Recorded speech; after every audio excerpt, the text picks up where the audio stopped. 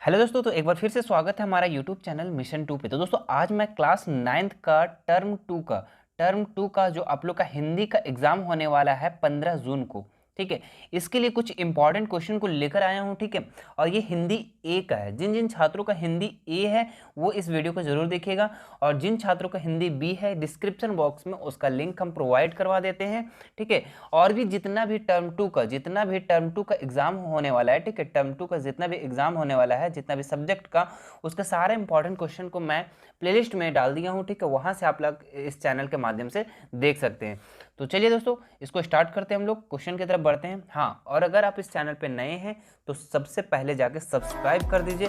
ठीक है, और उसी का बगल में बेल आइकन बटन होगा, उसको भी प्रेस कर दीजिएगा। ठीक है, चलिए तो स्टार्ट करते हैं। यहाँ पे क्या लिखा हुआ है, खंड का यहाँ पे एक पद्यांश दिया हुआ है, इसको बोल रहा है कि ध्यान पूर्वक पढ़ना है और इन प्रश्नों को उत्तर देना है। ठीक है, तो इसको पद्यांश को आप लोग एक बार पढ़ते हैं। चलिए एक बार देख लेते हैं।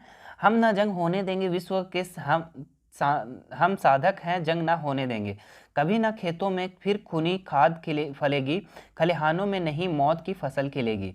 ठीक है, आसमान फिर कभी ना अंगारा उगलेगा, एटम में नागासाकी फिर नहीं जलेगी। ठीक है, यानी कि यहाँ पे बता रहा है कि जंग नहीं होने देंगे हम। ठीक है, यहाँ पे बिना लड़ाई का मतलब हम शांति के साधक हैं, हम शांति से रहेंगे। ठीक है, आगे लिखा हुआ है युद्ध विहीन विश्व का सपना भंग ना होने देंगे, जंग ना होने देंगे। ठीक है, कफन बेचने वालों से कह दो चिल्लाकर, दुनिया जान गई है उनकी असली चेहरा, कामयाब उनकी चालों हम ना होने देंगे। ठीक है, तो उनकी जो भी यहाँ पे बता रहा है कि कफन बेचने वाले को कह दो चिल्ला करके, दुनिया जान गई उसकी असली चेहरा, कामयाब ना हम होने देंगे। ठीक है, जंग ना होने देंगे, सिंपल सी बात है। ठीक है, आगे देखिए एक लाइन और लिखा हुआ है, यहाँ से एक पैराग्राफ को पढ़ लेते हैं।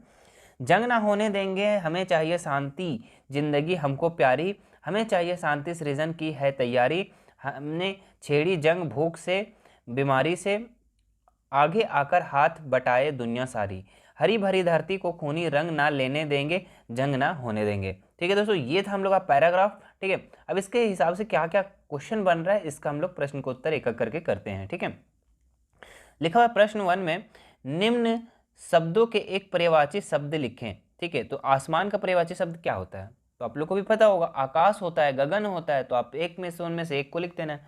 अच्छा, यहाँ पे विश्व का, अच्छा प्रश्न नहीं है ये, ठीक है, ये गलत है।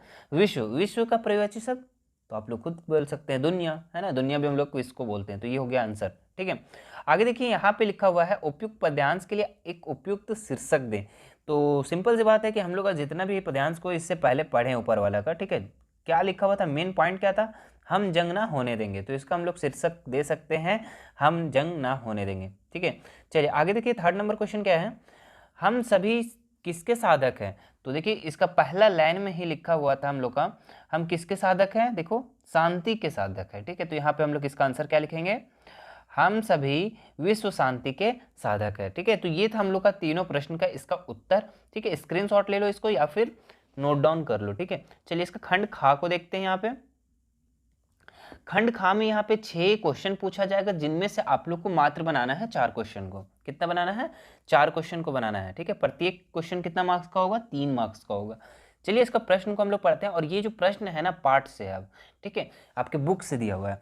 चलिए पढ़ते हैं, क्या लिखा हुआ है, मेघ आए शीर्षक कविता में प्राकृतिक जिन गतिशील क्रियाओं का वर्णन कवि ने किया है उनका उल्लेख करें। ठीक है, यहाँ पे पढ़ते हैं, इसका आंसर क्या लिखा हुआ है, बादलों के आने पर ठंडी वायु नाचती गाती हुई युवती के समान बहने लगी, पेड़ स्वागतार्थ अपनी टहनियों और पत्तों सहित झुककर मेघों का अभिवादन करने लगे। ठीक है, यहाँ पे दोस्तों बोल रहा है कि मेघ आए, ठीक है, जब भी बारिश आता है तो यहाँ पे उनका स्वागत करने के लिए कौन कौन से आ रहे हैं यहाँ पे, ठीक है, बादल है ना नाचती गाती, पेड़ उनके स्वागत करने के लिए टहनियाँ ऊपर नीचे हो रहे, तो ये जो कवि बता रहे हैं कि मेघ जो आया ना तो इन लोग स्वागत कर रहे हैं। ठीक है, जो पेड़ पौधे जो हिलने लगते हैं उस टाइम, ठीक है, जब बारिश आती है। ठीक है, तो वही चीज़ बता रहे हैं यहाँ पे, और क्या है, कवि के हिसाब से, कवि के नज़रिए से ये सब है ना। चलो, अभिवादन करने लगे, नदी तिरछी नज़र से बहती हुए आश्रय से मोहित हो गई, लता हरी भरी सी होकर गदगद हो गई, और तालाब जल का प्रवाह विस्तरित करते हुए आनंद मग्न हो गया। ठीक है, तो ये दोस्तों बोल रहा है कि मेघ आते हैं, ठीक है, जब भी बरसात आती है, ठीक है, वर्षा ऋतु आती है, ठीक है, उस समय क्या है कि यहाँ पे बता रहे कौन कौन से इनके स्वागत करते हैं, कौन यहाँ पे क्या कर रहे हैं, ठीक है। तो ये था इसका आंसर, तो इसको आप लोग नोट डाउन कर लो। चलिए इसको खा नंबर का क्वेश्चन को देखते हैं हम लोग। क्या लिखा हुआ है, कवि माखन लाल चतुर्वेदी को कोयल से क्यों श्रेय, ठीक है, यहाँ पे श्रेय होगा मतलब कि जलन, श्रेय मतलब होता है जलन, इया लिखा गया है यहाँ पे गलती से, श्रेय लिख लीजिएगा, क्यों हो रही थी, ठीक है। तो इसका आंसर हो जाएगा दोस्तों, क्योंकि कवि को महसूस होता है कि कोयल तो हरी भरी डाली पर बैठी है, किंतु वह काल कोठरी में कैद है। दोस्तों यहाँ पे बता रहा है कि देखिए ये कोयल है, हरी भरी डाली पे बैठी है, लेकिन हम कहाँ हैं, हम काली कोठरी में कैद है, ठीक है, ये कवि कह रहे हैं, ठीक है। जब माखनलाल चतुर्वेदी जब जेल में थे, ठीक है, उस टाइम ये कविता लिखे थे, वही उसी का बता रहे हैं, ठीक है। कोयल दूर गगन में उड़ सकती है, किंतु वह आनंद ही कैद है, ठीक है। वह कौन है, वह कैद है, ठीक है, कवि। कोयल मीठा बोलकर वाहावाही लूटती है, जबकि कवि कैदी होकर भी रो भी नहीं सकता, ठीक है। तो ये था इसका आंसर दोस्तों, ठीक है, क्यों उसका जलन हो रहा था कोयल से, तो ये चीज़ें आप लोग का यहाँ पे आंसर हो जाएगा, इसको नोट डाउन कर लो। चलिए आगे देखते हैं हम लोग। क्वेश्चन है, बालिका मैना के चरित्र की कौन कौन सी विशेषताओं को आप अपनाना चाहेंगे और क्यों। तो बालिका मैना के जो चरित्र थे, ठीक, इनकी कौन कौन सी विशेषता को हम अपनाना चाहेंगे, उसका आंसर देखिए यहाँ पे साहस, हम लोग को क्या बनना चाहिए, साहस बनना चाहिए, ठीक है, नीडर टाइप से, ठीक है। बालिका मैना साहसी है, वह अंग्रेज जनरल से तनिक भी भयभीत नहीं होती, यानी कि जो बालिका मैना है, ठीक है, वो अंग्रेज से डरी नहीं, साहस रही, ठीक है, निडर रही। तो इसका हम लोग क्या बोल रहे हैं, उसके चरित्र में हम लोग अगर देखते हैं बालिका मैना, तो वो साहस थी, और हम लोग को भी साहस बनना चाहिए। दूसरा है क्या, तर्कशील, ठीक है, बालिका मैना तर्क खूब जानती थी, ठीक है, वह जनरल हे के सम्मुख खूब तर्क करती थी और उसे प्रभावित भी कर लेती थी, ठीक है। कहने का मतलब यहाँ पे तर्कशील मतलब दिमाग यहाँ पे तेज होना चाहिए, ठीक है, यानी कि वो अपने बातों में उलझा देना चाहिए, इस टाइप से होना चाहिए, है ना। आगे देखिए भावुक, हम लोग में भावुक में भी होना चाहिए, क्यों होना चाहिए, देखिए ये बालिका मैना भी भावुक थी, कैसे, बालिका मैना भावुक है, वह अपने निवास स्थान के प्रति विशेष लगाव रखती है और उसे हर कीमत पर बचाना चाहती है, ठीक है। तो बालिका मैना क्या है कि वो जो उसका निवास स्थान था, ठीक है, जहाँ वो रहती थी बालिका मैना, ठीक है, उस पर कितना लगाव था उसमें, ठीक है, कितना लगाव था, उसे हर कीमत पे क्या करना चाहते थे, बचाना चाहते थे अंग्रेजों से, ठीक है। तो वो भावुक भी हम लोग को साथ में होना चाहिए, ठीक है। और भी क्या इसका चरित्र को अपनाना है हम लोग को, देखिए आत्म बलिदानी होना चाहिए, ठीक है। मैना कानपुर के किले पर अपना अमर बलिदान कर देती है, ठीक है, वो अपने क्या है, अपना किला पे अपना जान दे देती है, जान गंवा देती है, ठीक है। तो आत्म बलिदानी, ठीक है, यहाँ पे हम लोग को चार इसके जो चरित्र है इसको हम लोग को अपनाना चाहिए, ठीक है। पहला साहस, दूसरा तर्कशील, तीसरा भावुक और चौथा आत्म बलिदानी, ठीक है। तो चार यहाँ था, ठीक है, तो इसको आप लोग नोट डाउन कर लो। आगे देखिए घ नंबर क्या लिखा हुआ है, घ नंबर क्वेश्चन पढ़िए, यहाँ पे क्या लिखा हुआ है, लेखिका महादेवी वर्मा ने अपनी माँ के व्यक्तित्व के किन किन विशेषताओं का उल्लेख किया है, ठीक है। तो इसका आंसर देखिए क्या लिखा हुआ है, लेखिका की माता संस्कृत एवं सभ्य विचारों से संपन्न महिला थी, ठीक है, यानी कि वो पुराने जमाने की महिला, ठीक है। और क्या लिखा हुआ है, जो पूजा पाठ एवं नैतिक आचार विचार से संपन्न थी। उन्होंने लेखिका को भी नैतिक शिक्षा प्रदान करने के उद्देश्य से पंचतंत्र की कहानियां पढ़ने हेतु प्रेरित किया, ठीक है। तो लेखिका महादेवी वर्मा ने अपनी माँ के व्यक्तित्व को कौन कौन सी विशेषता का वर्णन किया, यानी कि वो अपनी माता को बताती है कि वो सांस्कृतिक एवं सभ्य विचारों से, यानी कि पुराने जमाने से, ठीक है, और पाठ पूजा पाठ के नैतिक आचार विचार से संपन्न थी, और उन्होंने लेखिका को भी नैतिक शिक्षा प्रदान करने के उद्देश्य से पंचतंत्र की कहानियां पढ़ने हेतु प्रेरित किया। वे लेखिका को द्विदोषी बनाना चाहते थे, क्योंकि स्वयं भी वे भी लेखिका लेख लिखा करती थी, यानी कि उनकी माँ भी लेख लिखा करती थी और वो अपनी बेटी यानी कि लेखिका को भी बनाना चाहते, ठीक है। आगे लिखा हुआ है संगीत विद्या का भी उन्हें ज्ञान था, क्योंकि उनकी माँ का, है ना, क्योंकि वह मीरा के पद विशेष रूप से गाया करती थी। इससे उनकी संगीत के प्रति रुचि एवं ईश्वर प्रेम का पता चलता है, ठीक है। वे प्रातः समय ईश्वर भक्ति के भजन गाया करती थी, संध्या समय भी ईश्वर की पूजा के नाम पर मीरा के पद दोहराया करती थी। तो दोस्तों यहाँ पे क्या है, सुबह शाम वो पूजा भी करती थी उनकी माँ, ठीक है, लेखिका की माँ। अपनी माता से सीखते हुए लेखिका ने भी ब्रज भाषा में लिखना आरंभ किया, ठीक है। तो वो अपनी माँ से ये भी सीख गई ब्रज भाषा में लिखना, ठीक है। तो ये था अपनी माँ के बारे में वो विशेषताओं का वर्णन किए थे, ठीक है। तो इसको आप लोग नोट डाउन कर लो एक जगह से। चलो इसके बाद हम लोग नेक्स्ट क्वेश्चन को पढ़ते हैं, अंग नंबर, ठीक है।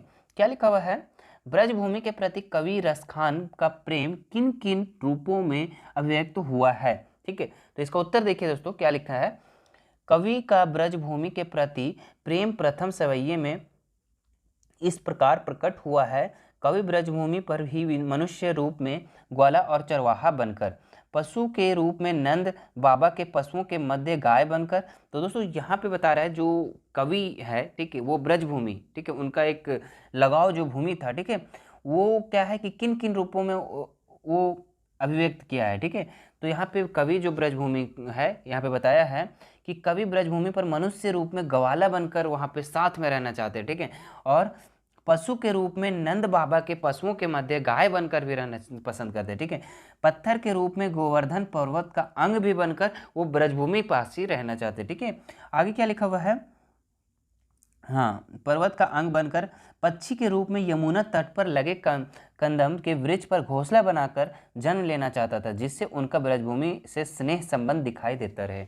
यानी कि वो ब्रजभूमि से इतना प्यार था, ठीक है, इतना स्नेह था कि वो वहाँ तक के पत्थर बनने को भी तैयार थे कि हम वहाँ पे अगर कोई पत्थर बना देता है उस ब्रजभूमि के साथ में तो हम तैयार हैं। या तो फिर चरवाहा बना दो या फिर ग्वाला बना दो, ठीक है, या फिर वहाँ पे जो वृक्ष है कंदम का, ठीक है, वहाँ पे घोंसला बनाकर हमको जन्म लेना चाहता था। ठीक है, ऐसा वो कवि बता रहे हैं। ठीक है, इतना प्यार था वो ब्रजभूमि के प्रति।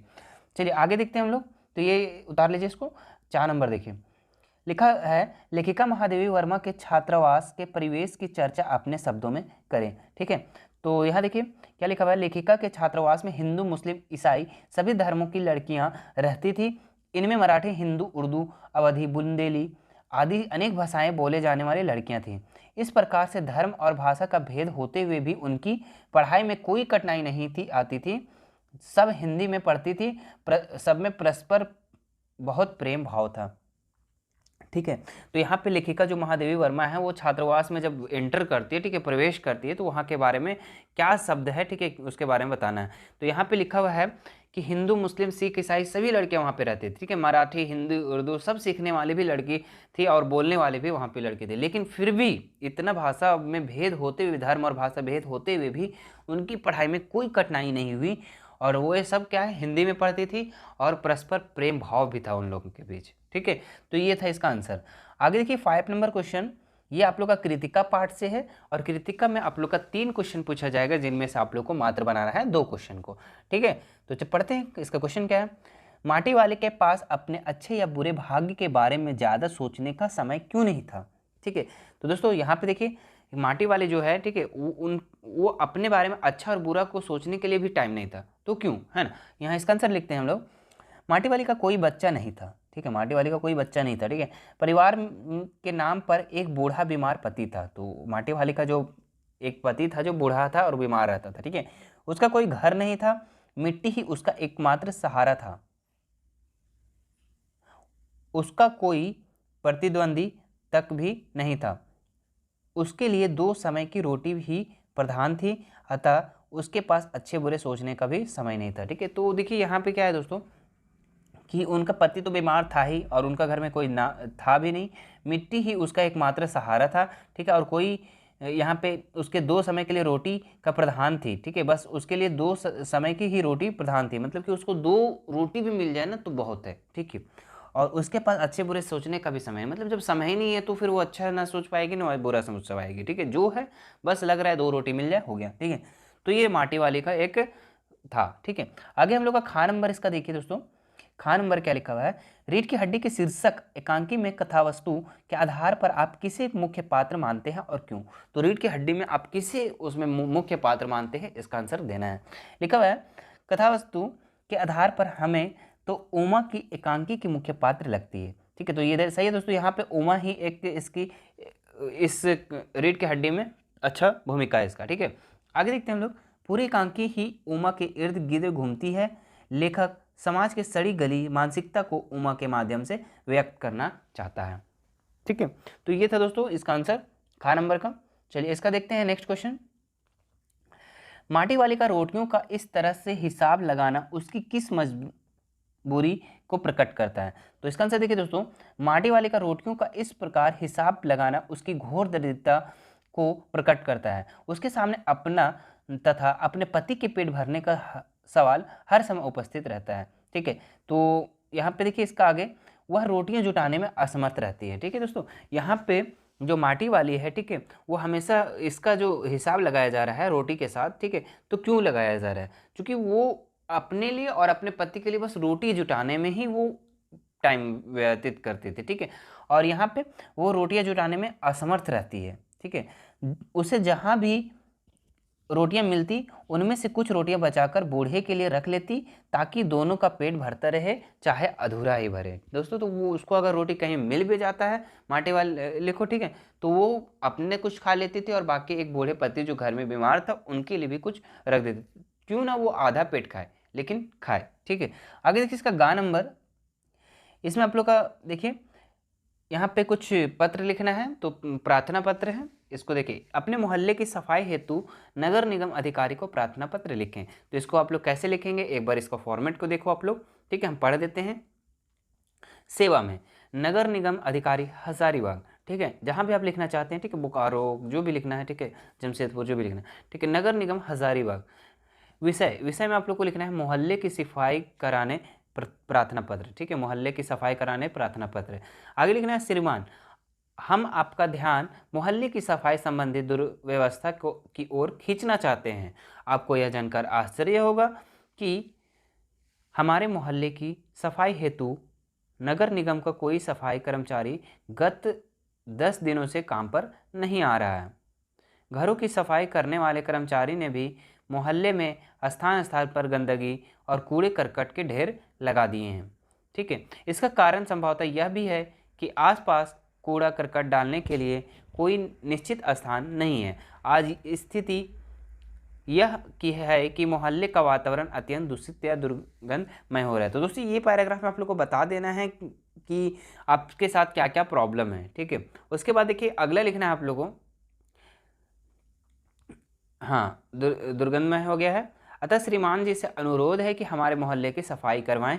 आपकी ओर से उचित कार्यवाही के लिए हमें सदा आभारी बने रहेंगे। तो दोस्तों, यहाँ पे ऐसे करके आप लोग पैराग्राफ चेंज करके यहाँ से आप लोग लिख दीजिएगा, अतः श्रीमान से अनुरोध है ना। उसके बाद देखिए यहाँ पे आप लोग को दिनांक देना है नीचे में, और यहाँ लिखना है प्रति आप कहाँ से, कौन सा निगम से बोल रहे हैं, कौन सा ब्लॉक से बोल रहे हैं, तो वो चीज़ आप लोग यहाँ अपना एड्रेस दे दीजिएगा। ठीक है, तो फॉर्मेट को एक बार अच्छे से देख लो कैसे लिखना है। ठीक है, चलो इसका अब नेक्स्ट हम लोग देखते हैं। नेक्स्ट में अथवा में है, आपको तो एक ही बनाना है, लेकिन हम दोनों पढ़ देते हैं और दोनों को फॉर्मेट बता देते हैं। आप उसमें से जो पसंद आता है वो बना लीजिएगा। आगे देखिए यहाँ लिखा हुआ है, वार्षिक परीक्षा में प्रथम आने पर छोटे भाई को बधाई देते हुए एक पत्र लिखें। तो वार्षिक परीक्षा में प्रथम आने पर अपने छोटे भाई को बधाई पत्र देना है, तो कैसे देना है देखिए, यहाँ लिखना है प्रिय भाई, जो भी भाई का नाम होगा, ठीक है, उच्च विद्यालय जो भी लिखना है, ठीक है, वो लिख लीजिएगा, दिनांक यहाँ दे दीजिएगा। प्रिय भाई, भाई यह समाचार सुनकर मैं फूला नहीं समा रहा हूँ कि तुम वार्षिक परीक्षा में अच्छे अंकों से सफल हुए हो। मेहनत कभी निष्फल नहीं होती। तुमने मेरी सलाह मानी और गुरुजनों की बात को हमेशा गांठ बांधे रखा, तो आज उनका परिणाम सामने है। इस सफलता के लिए मैं तुम्हें हार्दिक बधाई देता हूँ। पूरी लगन के साथ निरंतर प्रयत्नशील रहोगे तो सफलता हमेशा तुम्हारे कदम चूमेगी। इस प्रकार एक बार पुनः मेरी ओर से सफलता हेतु तुम्हें बधाई तथा आगे की शुभाशीष। ठीक है, तो इस तरह से अपने भाई को एक पत्र लिखना है कि वो प्रथम आए और किस प्रकार आए। ठीक है, इनके बारे में यहाँ पे चर्चा करना है आपको। बस यहाँ पे फॉर्मेट देखना है। ठीक है, और यहाँ पे नीचे लिख देना है तुम्हारा भाई, ठीक है, जो भी है, हिमांशु या कोई भी नाम है, राम सीता। ठीक है, आगे देखिए यहाँ पे ग्राम मोहल्ला आपको लिख देना है। ठीक है, तो ये था हम लोग का इसका फॉर्मेट। ठीक है, आगे देखिए दोस्तों, आगे क्या है, हाँ, अगला यहाँ पे दिए गए संकेत बिंदु के आधार पर निम्नलिखित में से किसी एक विषय पर 150 शब्दों में निबंध लिखें। तो यहाँ पे आप लोग को 3 यहाँ पे दिया हुआ रहेगा, 3 निबंध लिखने के लिए, तो आप लोग वो उसमें से एक को चुनना है। तो यहाँ पे हम बिरसा मुंडा को चुने। ठीक है, बिरसा मुंडा को हम लोग एक बार में हम लोग देखते हैं। यहाँ पे आपको परिचय देना है, बाल्यावस्था एवं शिक्षा देना है, अंग्रेजों से संघर्ष कैसे हुआ था और उपसंहार देना है। ठीक है, तो एक बार देखते हैं हम लोग भूमिका में क्या लिखेंगे। भगवान बिरसा आदिवासी जनता से बहुत ही लोकप्रिय हुआ है और आज़ादी की लड़ाई में उनका योगदान महत्वपूर्ण है। तो ये आप लोग भूमिका में 2 लाइन लिख दीजिएगा। उसके बाद जीवन परिचय में आप लोग को क्या लिखना है। भगवान बिरसा मुंडा का जन्म खूंटी के अड़की प्रखंड स्थित ओली हातू में 15 नवंबर 1857 को हुआ था। ठीक है, इनकी माता का नाम करमी और पिता का नाम सुगना मुंडा था। इनका जन्म अत्यंत निर्धन परिवार में हुआ था। इनके पिता ने गरीब के कारण ईसाई मत स्वीकार कर लिया था। बचपन में बिरसा मुंडा भी ईसाई थे। तो दोस्तों ये बिरसा मुंडा शुरू में क्या थे, ईसाई थे। ठीक है, और ये गरीबी के कारण क्या है, ईसाई मत को स्वीकार कर लिया था इनके पापा। ठीक है, तो ये आप लोग को जीवन परिचय में इतना लिख देना है। उसके बाद आप लोग को इसका शिक्षा कहाँ प्राप्त हो उसके बारे में लिखना है। तो देखिए दोस्तों, यहाँ शिक्षा के बारे में हम लोग कैसे लिखेंगे। उच्च प्राथमिक स्तर की शिक्षा प्राप्त करने के बाद वे आजीविका के लिए गौर बेड़ा के स्वामी परिवार में नौकरी करने लगे। इनके मालिक का नाम आनंद पांडे था। आनंद पांडे सनातन धर्म मानते थे। वे एक विशाल आम के वृक्ष के नीचे बैठकर लोगों को दवा देते और उपदेश देते थे। उन्हें लोग भगवान बिरसा कहने लगे। ठीक है दोस्तों, यहाँ पे आप लोग का जो बिरसा मुंडा का कैसे इनका शिक्षा प्राप्त हुआ, ठीक है, इनके बारे में लिखा हुआ है और इसको बिरसा मुंडा कैसे कहने लगे। ठीक है, इस चीज़ का भगवान बिरसा। ठीक है, आगे देखिए यहाँ पे क्या लिखना है। देश के प्रति प्रेम, भगवान बिरसा देशभक्त थे। वे आज़ादी की लड़ाई में सक्रिय भाग लेने लगे। प्रारंभ में सुधारवादी थे, बाद में अंग्रेजों के खिलाफ लड़ाई लड़ने लगे। 9 जून 1901 को भगवान बिरसा की हैजा रोग से मृत्यु हो गई। तो दोस्तों ये देश के प्रति कितना प्रेम था यहाँ पे बारे में बताया गया है और इसका मृत्यु 9 जून 1991 को हो गई थी। ठीक है, आगे देखते हैं हम लोग अंग्रेजों से विरोध कैसे किए थे ये। ठीक है, अंग्रेजों से विरोध संघर्ष।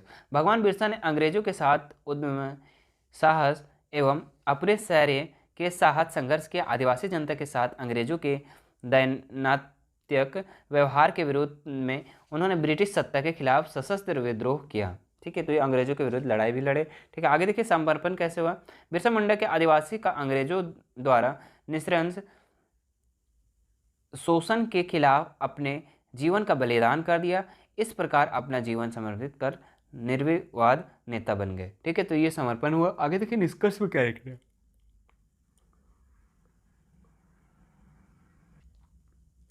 निष्कर्ष में देखिए आप लोग क्या लिखना है।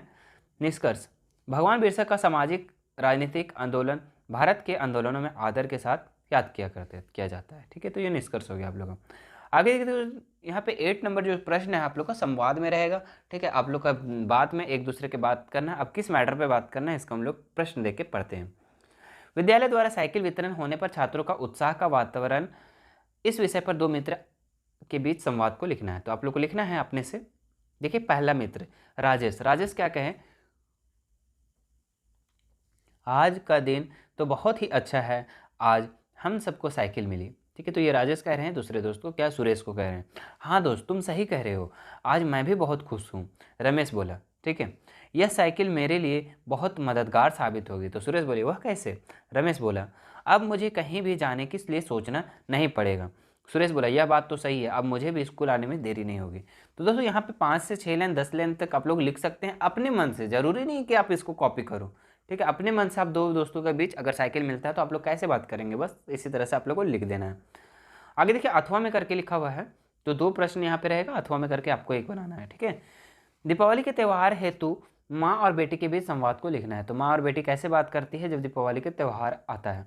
तो लिखना है माँ बोलती है, ठीक है, दीपावली आने वाली है और अभी तक हमारे घर की सफाई नहीं हुई है। बेटी बोली चिंता मत करो, मैं आपकी मदद करूंगी। तो माँ बोली तो चलो फिर सबसे पहले तुम अपना कमरा साफ करो। तो बेटी बोलती ठीक है माँ, करती हूँ, और कोई ज़रूरत हो तो बोलना। तो माँ बोली ठीक है, पहले तुम शुरू तो करो, उसके बाद देखती हूँ क्या क्या करना है। तो ये आप लोग 5 से 6 लाइन 10 लाइन आप लोग जितना चाहते हैं, ठीक है, आप उतना यहाँ से लिख सकते हैं। तो ये था हम लोग का पूरा इसका हिंदी सेट 2 का प्रश्न उत्तर। ठीक है, तो आप लोग इसको नोट डाउन एक जगह से कर लेना। ठीक है, और अगर वीडियो आप लोग को अच्छा लगा हो तो लाइक ज़रूर कीजिएगा। ठीक है, और चैनल पे नए हैं तो सब्सक्राइब कर दीजिएगा इस मिशन 2 को। ठीक है, इस तरह से हम लोग आगे बढ़ते हैं। ठीक है, मिलते हैं नेक्स्ट वीडियो में। धन्यवाद।